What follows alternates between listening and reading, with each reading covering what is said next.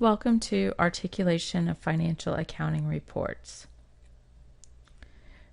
We've studied financial statements over the past 4 modules. We studied the income statement, the statement of retained earnings, the balance sheet, and the statement of cash flows. In addition to these 4 main financial statements, a set of financial statements would have disclosures. Disclosures are the notes that accompany the main financial statements to explain the information contained in them.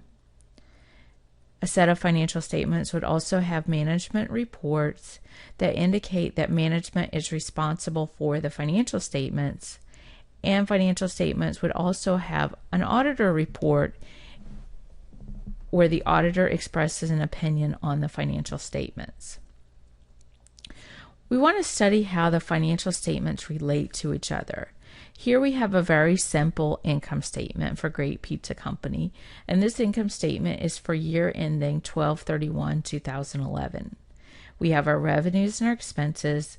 Our revenues minus our expenses is equal to net income. We want to remember that net income number of $50,000 because we're going to see it again. Next, we have the statement of retained earnings. The statement of retained earnings is also for Great Pizza Company, and it's also for year ending 12/31/2011.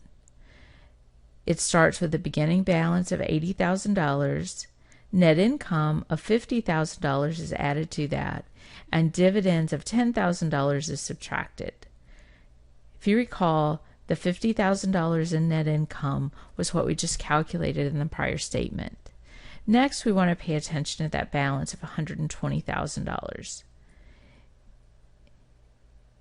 We'll see that on our balance sheet next. Here we have a balance sheet, and the balance sheet is at a specific point in time. So the balance sheet lists our assets, liabilities, and equity at 12/31/2011. We see we have assets of cash, inventory, and equipment totaling $235,000. We have liabilities, notes payable totaling $15,000, and equity consisting of common stock and retained earnings of $100,000 and $120,000 respectively. Assets equal $235,000. Liabilities plus equity equals $235,000. So our balance sheet is in balance. We want to take note of our cash balance of $75,000 because we're going to see that in our next statement of cash flows. Here we have our statement of cash flows. We have our cash flows from operating activities, which is a positive $15,000, our cash flows from investing activities, negative $10,000, and our cash flows from financing activities, which is negative $25,000. The net change in cash when we add 15, negative 10, and negative 25 is equal to a negative $20,000. Our starting cash balance is $95,000, giving us an ending cash balance of $75,000, which matches the cash balance that we reported on the balance sheet in the previous slide. Another thing I want to mention is that the cash flows do not have to correspond to net income.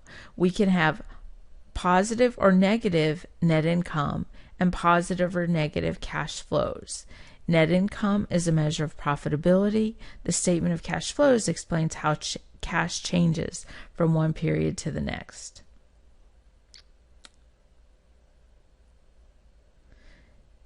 To review, we have financial statement articulation. That's how the financial statements relate to each other. We begin by preparing the income statement. Our income statement number is used to prepare the statement of retained earnings. The ending balance in the statement of retained earnings is used to prepare the balance sheet, and the ending cash balance on the statement of cash flows is equal to the cash balance on the balance sheet. We also note that the change in cash on the statement of cash flows is equal to the difference between the ending cash balance and the beginning cash balance on the balance sheet.